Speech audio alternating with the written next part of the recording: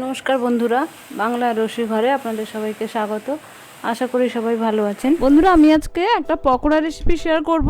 তবে কিসের পকোড়া সেটা জানতে হলে কিন্তু ভিডিওটা পুরো দেখতে হবে। একটা মজার পকোড়া এটা, আশা করি আপনাদের ভালো লাগবে। তো চলুন শুরু করি।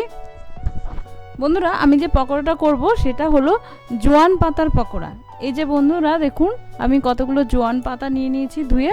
জোয়ান পাতাটা দেখতে দেখুন কি সুন্দর, আর একটু মোটা কিন্তু খুব নরম, আর খুব সুন্দর কিন্তু জোয়ান পাতার গন্ধ বেরোচ্ছে। এরকম ভাঙলে কিন্তু সঙ্গে সঙ্গে ভেঙেও যাচ্ছে। আপনারা চাইলে এগুলো গোটা গোটাই ব্যাটারে ডুবিয়ে ভাজতে পারেন, তবে আমি এটা কুচিয়ে ভাজবো পকোড়ার মতো, তাতে কিন্তু খেতে বেশি ভালো লাগে। তো চলুন, আমি কুচিয়ে নিয়েছি পাতাগুলো খুব ঝিরিঝিরি করে। এবার সামান্য একটু নুন দিয়ে মাখিয়ে রাখবো, যাতে পাতাগুলো আরও নরম হয়ে যায় আর পাতাগুলো একটু নুন ঢুকে যায়। এবার আমি একটা বলে নুন মাখানো পাতাগুলো নিয়ে নিলাম।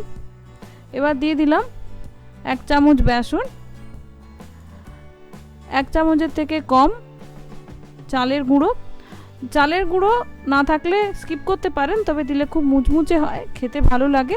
আমার কাছে ছিল তাই জন্য আমি দিয়ে দিয়েছি, নালে শুধু বেসন দিয়ে করতে পারেন। এবার দিয়ে দিলাম অল্প একটু কালো জিরে। এটা জোয়ান পাতা, জোয়ানের সুন্দর গন্ধ বেরোচ্ছে, তবু আমি একটু কালো জিরে দিলাম, মুখে পড়লে ভালো লাগবে বলে। আপনারা চাইলে স্কিপ করতে পারেন। দিলাম একটু কাঁচা লঙ্কা কুচানো, দিলাম একটু সামান্য নুন, কারণ আমি পাতায় অলরেডি কিন্তু নুন মাখিয়ে রেখেছি, তাই জাস্ট বেসন আর চালের গুঁড়ো যতটা নুন লাগবে সেরকম নুন দিতে হবে। দিলাম একটু হলুদ গুঁড়ো,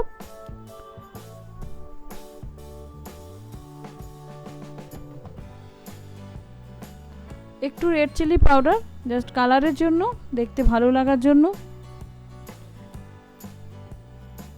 দিলাম একটু সামান্য গোলমরিচের গুঁড়ো,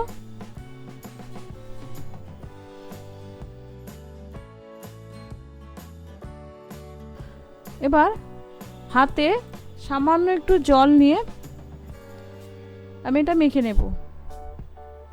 এইভাবে হাতে একটুখানি জল নিয়ে নিয়েছি, কারণ বেশি জল দিলে কিন্তু এটা বেশি নরম হয়ে যাবে, তখন বেশি চালের গুঁড়ো বা বেসন দিতে হবে, তাহলে কিন্তু খেতে ভালো লাগবে না।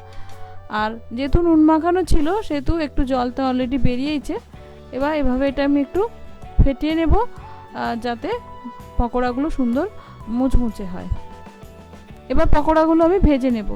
তার জন্য কড়াইতে কিছুটা তেল গরম করে আঁচটা আমি কমিয়ে নিয়েছি। আমি এরকম ছোট বড় দুরকম শেপেই পকোড়া করব। আপনারা চাইলে এরকম ছোট ছোটও কিন্তু করতে পারেন।